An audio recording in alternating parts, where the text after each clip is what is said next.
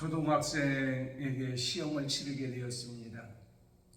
가로 넣기 시험인데 문제는 계란을 먹을 때에 무엇을 치며 먹어야 한다라는 거였습니다. 그런데 이 학생이 쓴 답안지에는 가슴을 치며 먹어야 된다. 사실은 계란을 먹을 때 소금을 치며 먹어야 되죠. 이것은 바로 뭐냐면, 물론 가슴을 치며 먹은 경험이 있기 때문에 이 학생은 그렇게 답을 썼을 겁니다.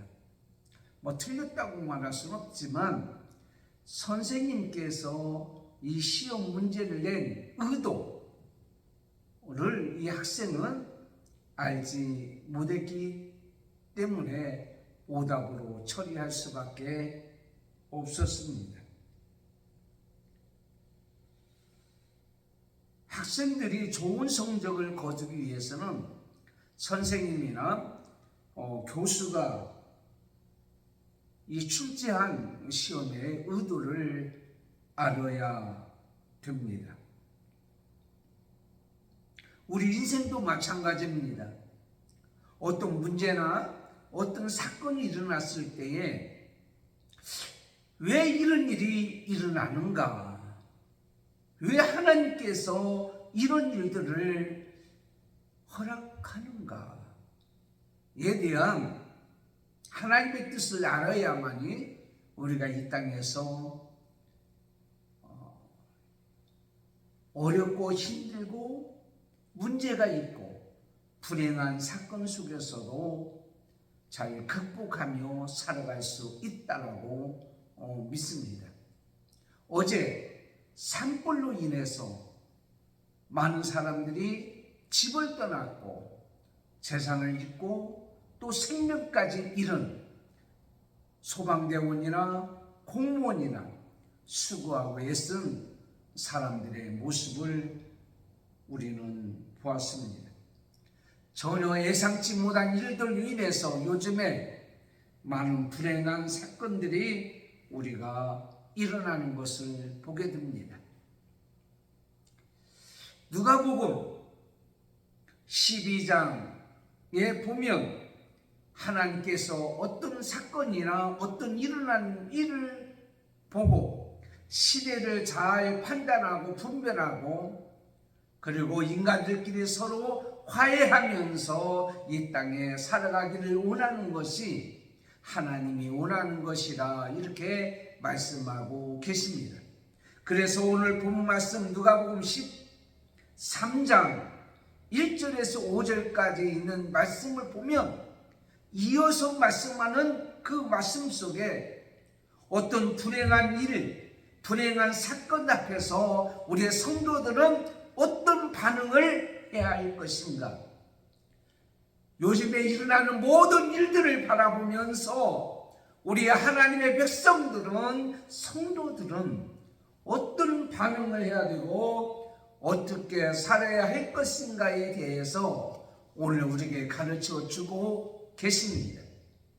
오늘 본문에 있는 말씀은 두 가지 사건입니다. 이 사건을 통해서 어떤 불행한 일을 통해서 성도들이 반응해야 될 것은 첫째로 보면 성도는 누구나 어떤 사건이나 일 앞에서 쉽게 정죄하지 말아야 할 것을 말씀하고 있습니다. 쉽게 정죄하지 말아라. 그 사람들은 죄가 있어서 뭐가 잘못했기 때문에 그런 일을 당했을 거야 라고 생각해서는 안 될 것을 우리에게 말씀하고 있습니다. 오늘 말씀의 사건 한번 살펴보기를 원합니다. 첫째 사건은 바로 뭐냐면 예수님께서 가는 곳마다 많은 사람들이 몰려들었습니다. 많은 사람들이 예수님의 말씀을 들었습니다. 그런데 어느 순간에 사람들이 와서 예수님 앞에 이렇게 얘기합니다. 오늘 1절 말씀에 그때 마침 두 사람이 와서 빌라도가 어떤 갈릴리 사람들의 피를 그들의 제물에 섞은 일을 예수께 알렸다라고 말씀하고 있습니다. 그때 마침 두 사람이 와서 무리 가운데 예수님 앞에 와서 얘기합니다. 무슨 얘기합니까? 빌라도는 유대 백성들을 다스리던 사람이었습니다. 로마 총독으로 예수님을 재판하여 십자가에 못 박은 이 장본입니다. 그래서 우리가 사도신경을 고백할 때에, 신앙 고백할 때 빌라도라는 말을 우리가 얘기하는 것을 봅니다. 그 빌라도가 로마의 총독으로 다스리고 있을 때에 유대인들이 그 학정을 견디지 못해서 로마에 대해서 반란을 조금 많이 일으키기도 했어요. 그리고 6월절이 되면 갈릴리 사람들이, 갈릴리 유대인들이죠, 예루살렘에 모여서 하나님 앞에 어떻게 하냐면 예배를 드렸어요. 그래서 그들이 하나님 앞에 고백하는 이 신앙 예배, 어렵고 힘든 상황 속에서 예배를 드린 거죠. 그때 이 빌라도가 그 정보를 입수했는데 반란군들이 반란을 꾀하기 위해서 거기에 모여서 성전에서 제사를 드리고 있다라고 생각했어요. 이게 정보가 들어온 거죠. 그래서 빌라도가 사람들을 보냈습니다. 그들을 급습했습니다. 그리고 살육했습니다. 많은 사람이 하나님 앞에 제사를 드리다가 죽게 됐어요. 살육하게 됐어요.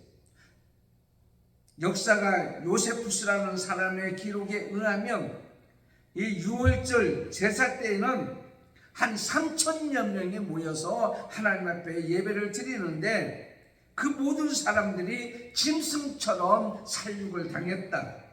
그 살육을 당한 시체는 성전들에 가득했고 거기에서 흘러나오는 모든 피는 제사를 드리기 위해서 제물을 준비했는데 그 제물과 섞여졌다라고 하는 끔찍하게 얘기한 내용이 있습니다. 그게 바로 1절에 있는 말씀, 그들의 제물에 섞은 일로 예수께 와서 얘기했다라고 오늘 우리에게 가르쳐 주고 있습니다.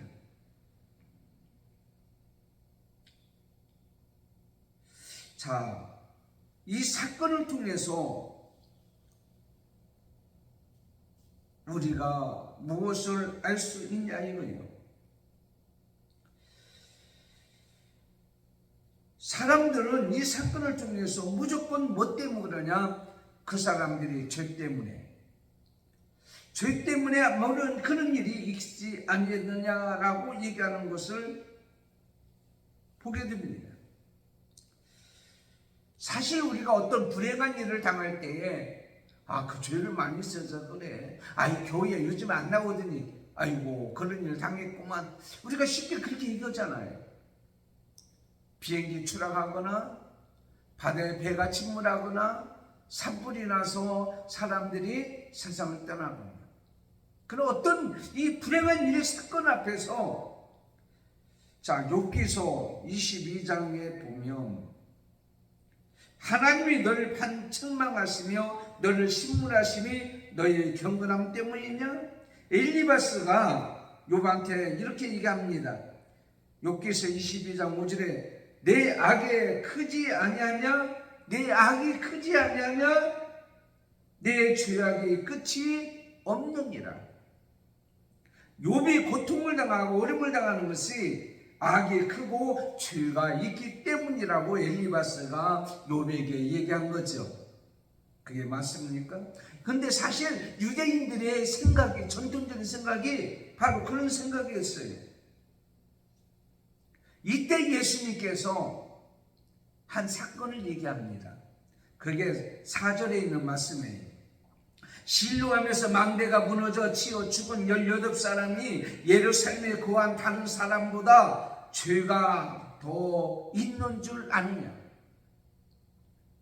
이 실로암이라는 것은 어떤 곳이냐면 예루살렘 가까운 곳에 기온이라고 곳이 있는데 거기에 물이 많아요.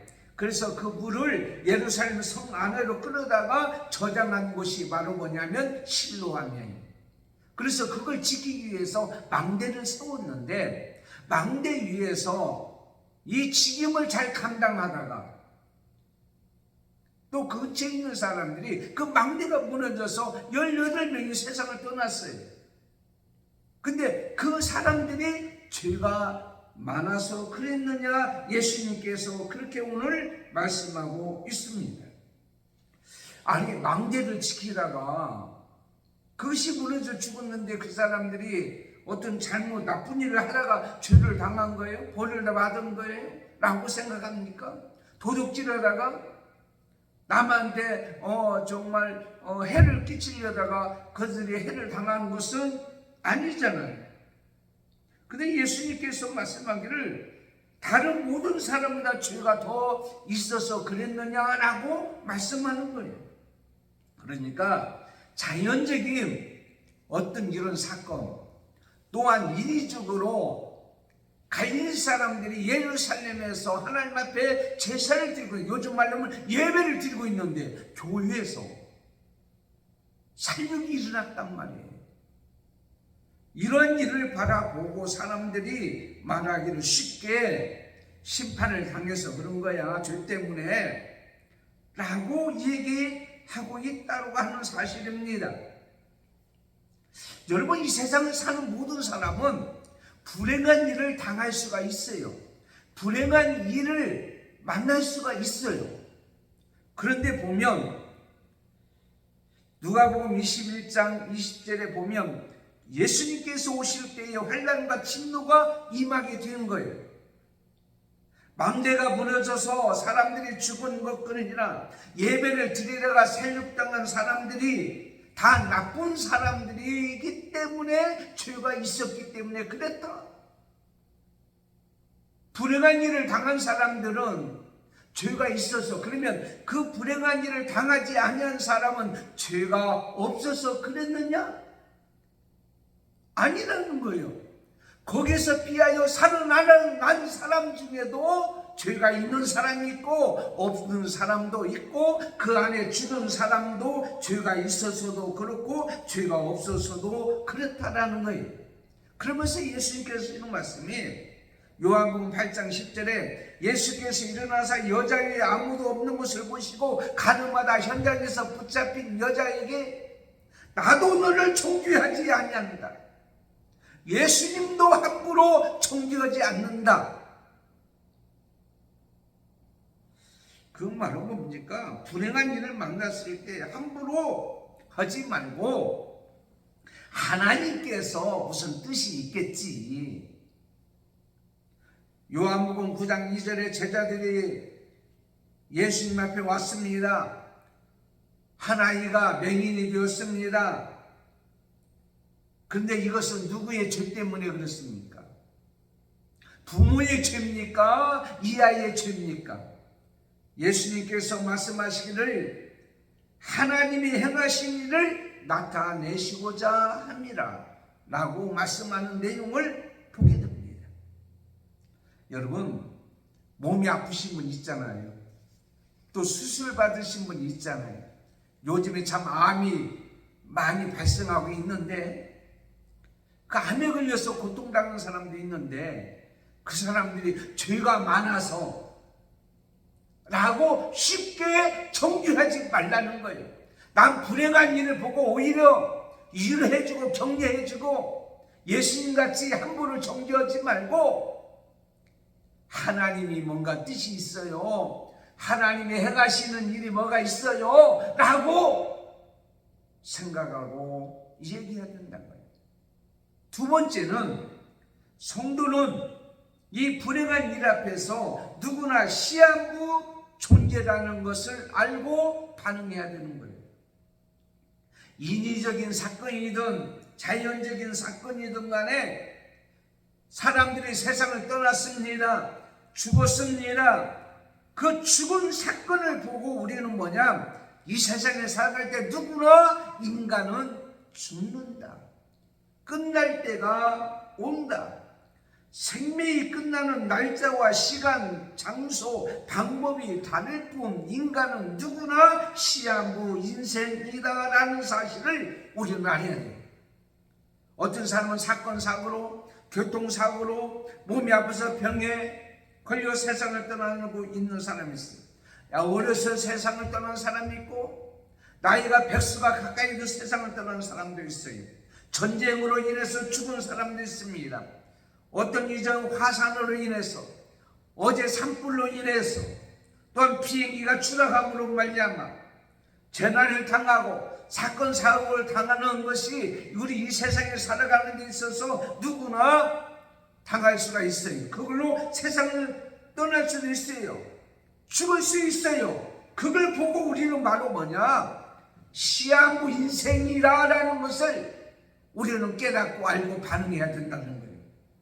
히브리서 9장 27절 한 번 죽는 것은 사람에게 정하신 것이요. 그러므로 누구나 인생은 다 죽는다는 거예요. 여러분 성경을 보십시오. 뭐라고 기록된 줄 아십니까? 시편 103편 15절부터 보면 인생에게는 그날이 풀과 같고 뭐가 같고 풀과 같고 피고 지는 들꽃과 같아. 바람 한 번 지나가면 그 시들어 그 있던 자리조차 알 수 없더라. 여기 아름다운 꽃이 있습니다. 근데 이 자리에는 많은 꽃들이 있다가 사라졌습니다. 이렇게 아름다운 꽃도 시간이 지나면 시들어서 쓰레기통에 들어갈 수밖에 없는 거예요. 시편 39편 5절에 주께서 나에게 한 뼘 길이밖에 안 되는 날을 주셨으니 내 일생이 주님 앞에서는 없는 것이나 같다라고 말씀하고 있습니다. 사람은 언제 죽을지 모르기 때문에 오래오래 살 수 있다고 생각합니다. 피할 수 있다고 생각합니다. 연기할 수 있다고 생각합니다. 그러나 잠깐 보이다가 안개와 같다. 야고보서 4장 14절에 말씀하고 있습니다. 내일 일을 너희가 알지 못하는도다. 너희 생명이 무엇이냐? 너희는 잠깐 보이다가 없어지는 안개입니다. 어떤 분은 당신은 3개월밖에 못 살아요 하는 분도 있어요. 그런데 3년을 넘게 사시는 분도 있습니다. 의사가 시한부 판정했다고 시한부 인생이 아니라 인간은 누구나 유한한 존재예요. 이 세상을 떠날 것을 하나님께서 그 지정한 날짜가 있어요. 그 연도가 있어요. 그러므로 우리는 알아야 될 것은 바로 뭐냐면 이 세상에 아무리 많은 권력을 가지고 있고 아무리 많은 재산을 가지고 있고 많은 지식과 지혜가 있을지라도 이 세상에서 천년만은 살 것이 아니라 언젠가는 떠난다라는 사실을 알아야 돼요. 나도 언젠가는 떠나는구나. 언젠가는 죽겠구나. 누가복음 12장 20절에 하나님이 이르시되 어리석은 자여 오늘 밤에 내 영혼을 도로 찾으리니 그러면 내 준비한 것이 누구의 것이 되겠느냐. 빌립보서 3장 12절에 내가 이미 얻었담도 아니오 온전히 이뤘도함도 아니라 오직 내가 그리스도 예수께 잡힌 바 된 그것을 얻으려고 달려가느라 준비해야 되는 거예요. 종말을 준비하라고 오늘 앞에 13장이잖아요. 오늘 본문 말씀이 12장 54절부터 보면 때가 오니 마지막 때가 오니 종말을 준비하고 사람들과 서로 원수짓지 말고 하나님 앞에 갈 때가 다 되었으니 서로 화해하고 화평하며 화목하며 살으라고 말씀하고 있는 거예요. 인간은 언젠가는 세상을 떠나요. 시한부 인생입니다.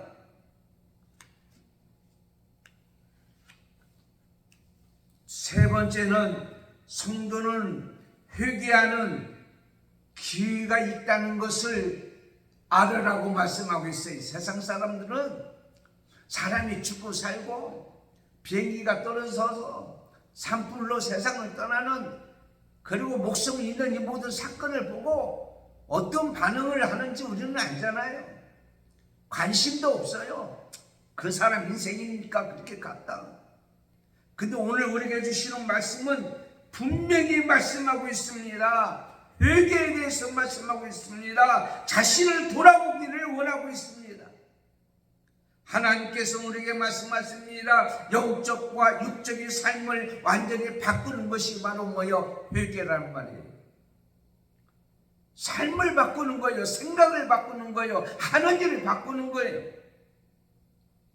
예수님께서 회개하기를 강력하게 요구하시느냐 하면 인위적인 사건이든 자연적이든 간에 시한부 존재 인생이 언젠가는 세상을 끝날 건데, 생명이 끝날 건데 그 이후에는 뭐가 있냐? 히브리서 9장 27절에 말씀하기를 한 번 죽는 것은 사람에게 정한 것이요. 그런데 뭐라고 적혔어요? 그 후에는 심판이 있으리라. 심판이 있다는 얘기예요. 누구나 죽지만, 죄가 있든 없든 누구나 죽지만 심판이 있다라는 말이에요. 그 심판을 피할 자는 세상에 아무도 없습니다. 그런데 그 심판에 섰을 때에는 이미 때가 늦는 거예요. 때가 늦어요. 그러나 회개하면 하나님을 바라보는 영적 육적인 삶을 이 땅에 살고 행복하게 삽니다. 그리고 마지막 세상을 떠났을 때 영원히 멸망하지 않냐고 하늘나라 갈 수 있지. 천국의 예수님과 더불어 살 수 있습니다. 왜 회개해야 됩니까? 시편 51편 1절에 보면 사람은 죄 중에서 잉태하되어 죄악 중에 출생되었다라고 했습니다. 모든 사람은 잉태될 때부터 죄인입니다. 다시 말씀드리면 인간은 죄인의 신분으로 태어납니다. 죄를 짓기 때문에 죄인이 아니라 죄인이기 때문에 죄를 지을 수밖에 없는 인간들의 모습을 보게 됩니다. 누구나 죄인입니다. 저도 죄인입니다. 로마서 6장 23절에 죄의 싹은 사망이라고 했습니다. 영원히 멸망할 수밖에 없어요. 죽을 수밖에 없습니다. 그러므로 우리는 어떻게 돼요? 회개해야 된다는 사실이에요. 사람들은 이렇게 얘기합니다. 나는 꺼리낌이 없어. 나는 남한테 해코지한 게 없어. 얼마나 도덕적으로 윤리적으로 깨끗한지 몰라. 이런 생각을 가지면 회개할 수가 없습니다. 그러나 나는 죄인이야. 죄중에 출생했어. 이 세상의 생각만 해도 마음에만 먹어도 우리는 간음한 것이고 살인한 것이고 도둑질한 거라고 하나님 말씀하셨어요. 그러므로 인간은 하나님 앞에서 의인은 없나니 하나도 없어요. 다 죄인이에요. 그러므로 예수님께서 말씀하시잖아요. 간음하다 현장에서 붙잡힌 여자를 향하여 죄가 없는 자가 돌을 쳐라 그랬어요. 뭐라고 얘기했어요? 사람들이 어떻게 행동합니까? 어른으로부터 시작하여 아이들까지 그럼 다 도망가 버리고 마는 거예요. 그걸 뭐라고 얘기할 수 있어요? 뭐라고 표현할 수 있어요? 왜 도망갔습니까? 왜 갔습니까? 왜 돌을 못 던졌습니까? 그것은 바로 죄인이기 때문에.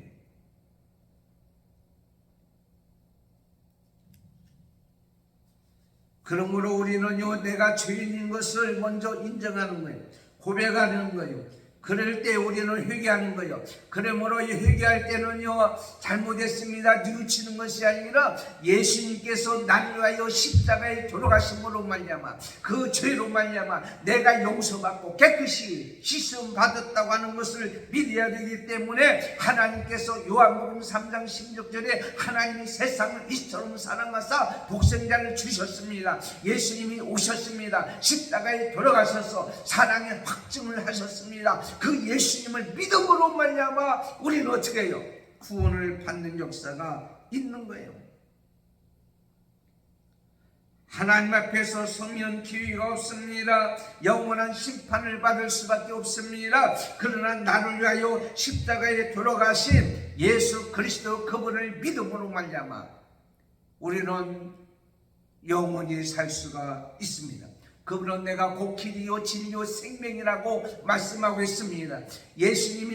예수님이 하늘나라 가는 길을 열어놓으셨습니다. 예수님께서 하늘나라 가는 그 길은 영원히 변치가 않습니다. 확실합니다. 진실합니다. 진리입니다. 그 길로 가면 영원한 길로 우리는 갈 수가 있고 영원히 살 수가 있다는 말이에요. 그런데 유대인들은 그걸 인정하지 않으려고 그래요. 그래서 어떤 일이 벌어졌습니까?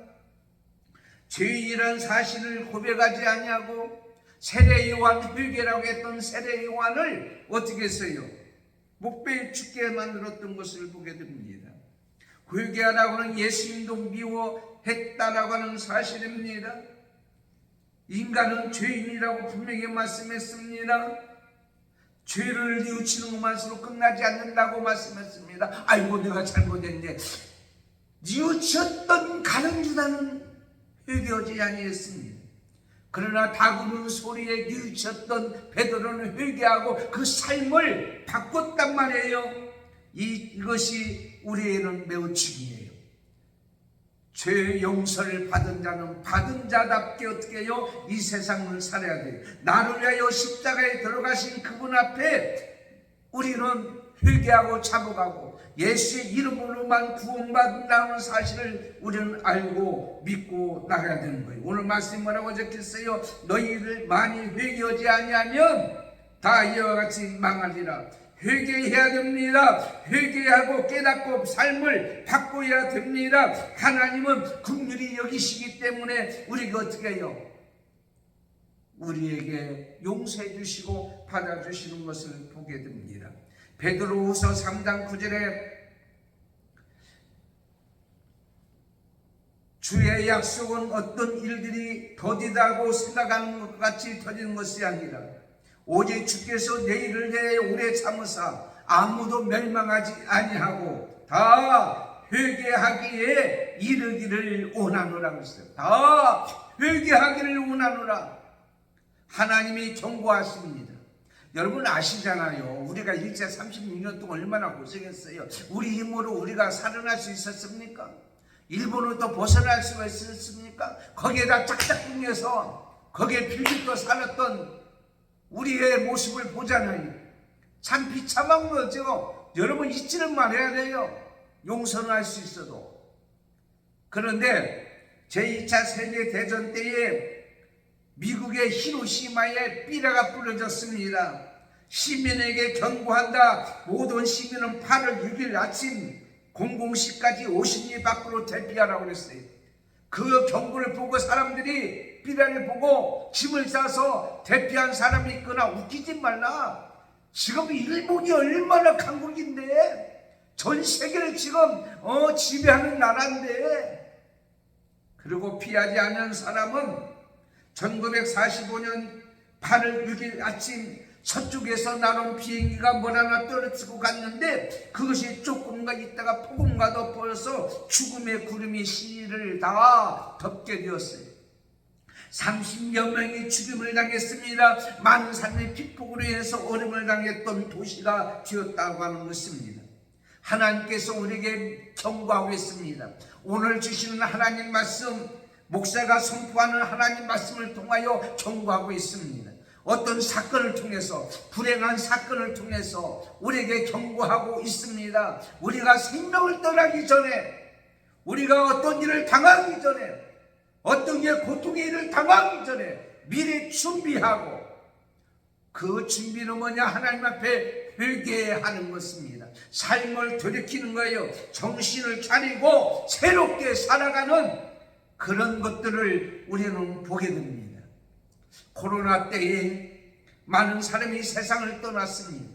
저희 교회도 많은 권사님들이 세상을 떠났습니다. 요양원으로 갔습니다. 거기 가서 세상을 떠났습니다. 자녀들 집으로 갔습니다. 거기에서 세상을 떠났습니다. 교회는 비기 시작했습니다. 그리고 코로나 때문에 예배에 참석하지 않았던 사람들이 은혜의 자리에서 떠나기 시작했습니다. 많은 사람들이 하나님 앞에 나오는 것을 거부하고 있습니다. 이 모든 것을 바라보고 저는 무슨 생각을 했겠습니까? 아, 이래서는 안 되겠구나. 이래서는 안 되겠구나. 뭔가 일을 해야지. 그리고 제가 전도하기 시작했습니다. 나도 언젠가는 세상을 떠났는데, 하나님 앞에 이대로 살았으면 안 되겠다. 목사가 그래서 전도하기 시작했습니다. 공원에 갔더니 벤치에 몇 분씩 앉아 계십니다. 연세가 80, 90분 된 분들이 앉아 계십니다. 할 일 없이 앉아 계십니다. 제가 여쭤봤습니다. 무슨 생각하고 있습니까? 어떤 마음을 가지고 있습니까? 왜 이렇게 앉아 계십니까? 어디 다닐 수가 없어서요? 몸이 아파서요? 우리가 어디 가면 사람들이 싫어해요? 언제 죽을까?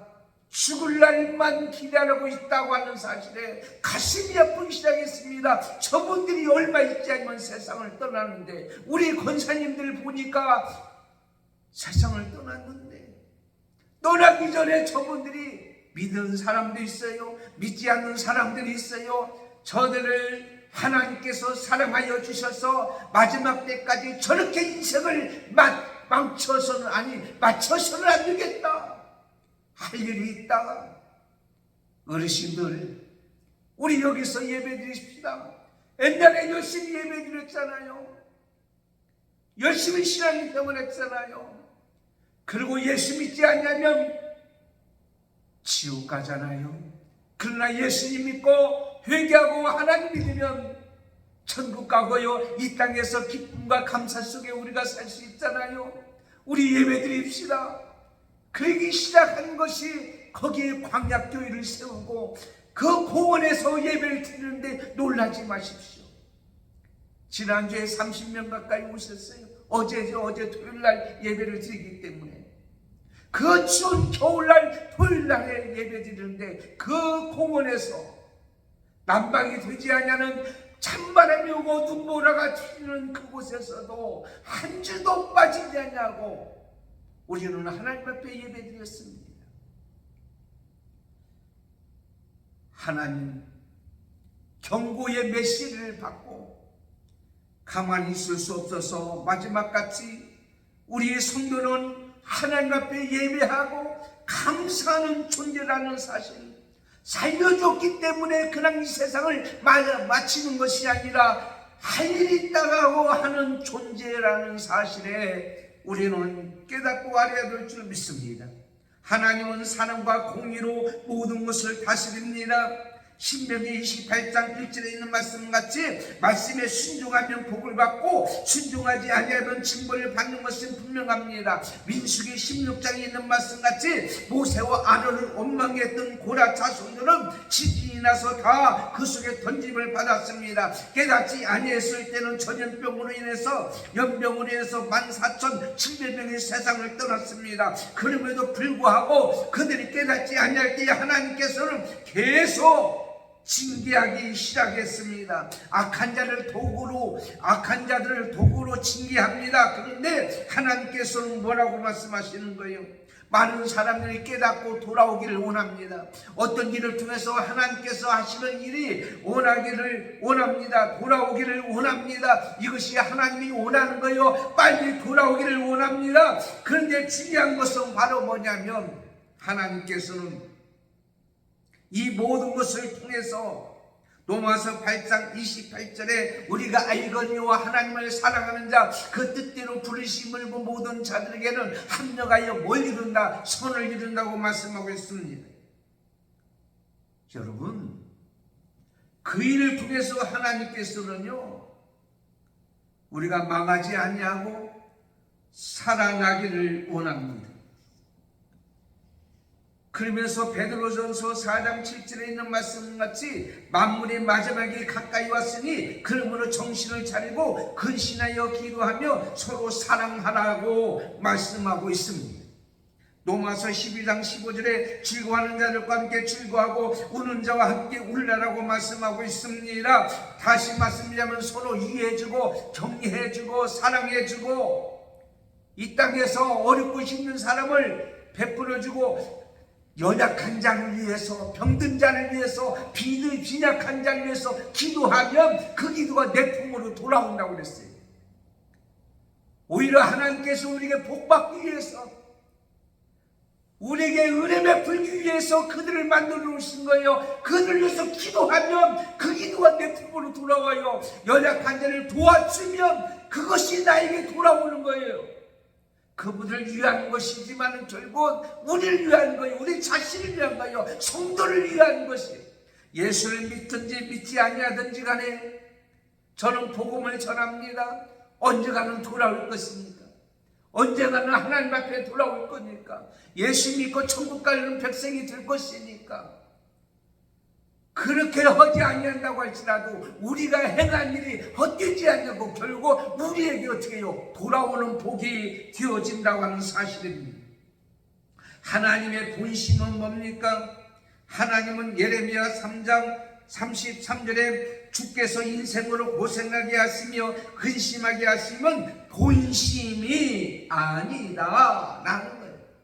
다 살리기 위해서. 죄송한 얘기지만 코로나가요 어떻게 보면 육적으로나 생활적으로는 참 힘들고 어려운 일을 우리에게 직면하고 만나게 하고 교회에 많은 사람이 모이지 않도록 한 것은 있지만 정신을 차리고 하나님의 뜻을 행하게 하시고 우리의 살리게 하고 목사가 목회를 하다가 그냥 이제 마치고 때가 되면 하늘나라 가도록 만든 것이 아니라 마지막 때에 복음을 전하고 하나님의 뜻을 전하고 죽어가는 영혼을 구원하도록 하나님께서 일을 하도록 만들어주신 것이 하나님의 본심이었다. 죽어가는 영혼을 살리는 것이 또 살리도록 하는 도구로 사용되기로 와서 제가 기도할 가운데 깨달은 것이 있어요. 내가 마지막 때에 하나님 앞에 갔을 때 지난번에도 말씀드렸듯이 어떤 말 듣기를 원하느냐? 착하고 충성된 종아 잘하였도다. 잘하였도다. 칭찬받기를 원합니다. 로마서 12장 20절에는 이런 세대를 본받지 말고 오직 마음을 새롭게 함으로 변화를 받아 하나님의 선하시고 기뻐하시고 온전하신 뜻이 무엇이든지 분별하라.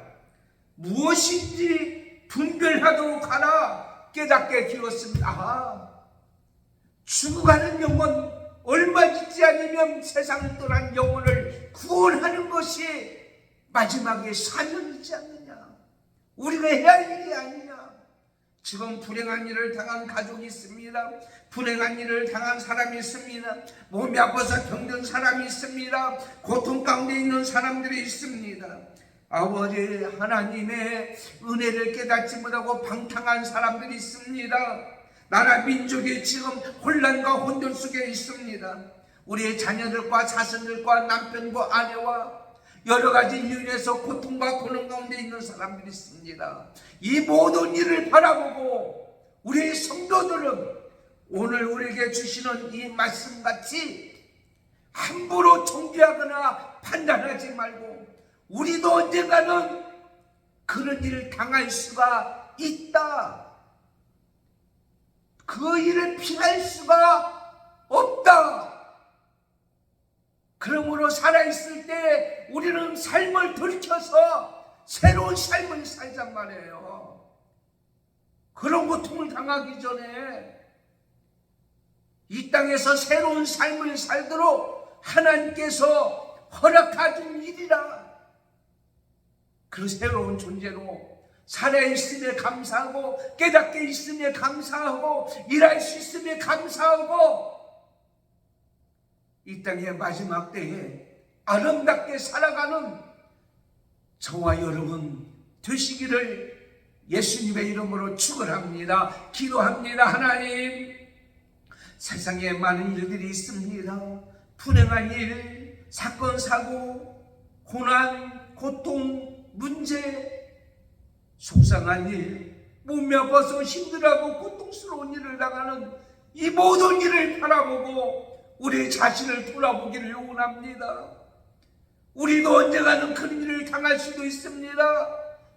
그런 일을 만나기 전에 우리는 회개하고 서로 위로하고 격려하고 우리는 마지막 때에 살아있음에 감사하고, 그리고 이 땅에서 마지막 때에 하나님이 우리에게 맡겨준 그 일을 감당하고 살아가는 우리가 되기를 원합니다. 이것이 바로 하나님을 믿는 백성이요, 이것이 바로 하나님으로부터 용서받은 백성이요, 이것이 바로 하나님을 의지하는 백성들이요, 하나님께서 맡겨준 사명이 있는 자의 모습인 줄 믿습니다.